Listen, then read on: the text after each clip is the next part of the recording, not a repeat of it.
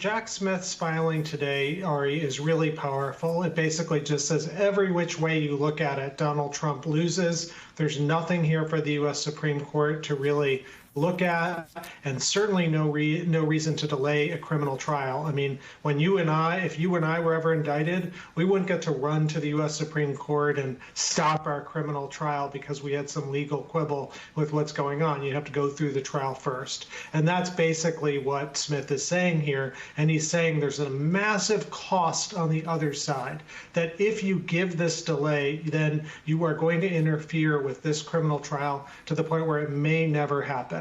Now, what we were talking about before we got interrupted by the police chief's press conference was the last couple pages of Jack Smith's brief. 36 pages are Supreme Court, there's nothing here. There are 3 pages that do the responsible thing for a Supreme Court advocate. What they're saying is, look, if you disagree, Supreme Court, and you think there's something to hear here, then you should hear it really fast. So fast that Trump will have 10 days to file their brief.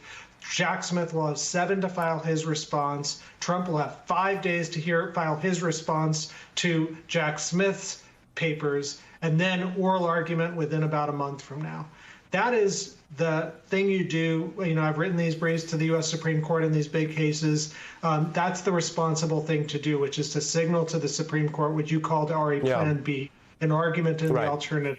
It's not at all a sign of weakness by Smith at all. It's an incredibly muscular brief, but that's what those last 3 pages are about. No, it jumped out to you, and I quoted from it earlier because it's very interesting to see. I mean, this is high stakes, and the Trump folks have their strategy, and it's partially delay, and it's partially leaning on arguments that might never win, but could buy them time. And so that Plan B gives you the strategic rebuttal to that. I wanted to play for you something very briefly from the former Attorney General Eric Holder, who ran the DOJ. You've served in high positions at the DOJ, because he joined me this week and talked about this argument that the Trump people, he says, are projecting as always. They accuse others of somehow there being a 2-tiered system, when in fact Trump's entire argument is having a tier, not 2 tiers, but a Trump tier, where he gets an exception that nobody else gets.